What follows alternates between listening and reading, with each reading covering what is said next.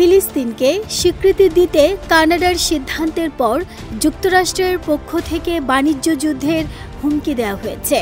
মার্কিন president Donald Trump কানাডার সব ধরনের পণ্যে ৩৫% শুল্ক আরোপের হুঁশিয়ারিও দিয়েছেন।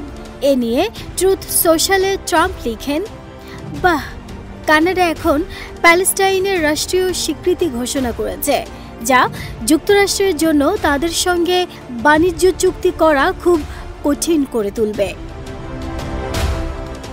জানা গেছে, আগামী ১ আগস্টের মধ্যে যুক্তরাষ্ট্রের সঙ্গে কানাডা কোনো সমঝোতায় না পৌঁছালে ইউএস মেক্সিকো কানাডা চুক্তির আওতাভুক্ত নয় এমন সব কানাডিয়ান পণ্যের ওপর অতিরিক্ত শুল্ক বসাবে ট্রাম্প প্রশাসন।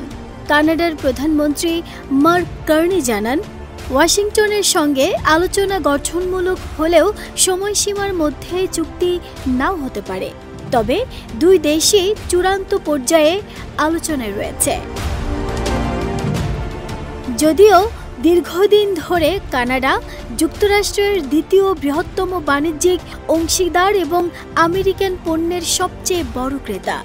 এছাড়াও কানাডা যুক্তরাষ্ট্রে সর্বাধিক স্টিল ও অ্যালুমিনিয়াম রপ্তানি করে থাকে।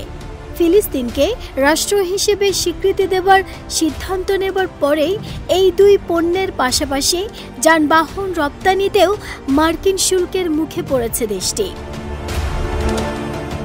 এর আগে কানাডার প্রধানমন্ত্রী কার্নি জানান, আগামী সেপ্টেম্বর মাসে জাতিসংঘের এক বৈঠকে কানাডা আনুষ্ঠানিকভাবে প্যালেস্টাইনকে রাষ্ট্র হিসেবে স্বীকৃতি দিতে যাচ্ছে। তিনি বলেন, গাজায় যে মানবিক বিপর্যয় চলছে সেটির দায় ইসরায়েল সরকার এড়াতে পারে না। কানাডা এটির দৃঢ়ভাবে নিন্দা জানায়। এ ঘোষণার পরেই যুক্তরাষ্ট্র কার্নির মন্তব্যকে প্রত্যাখ্যান করেছে।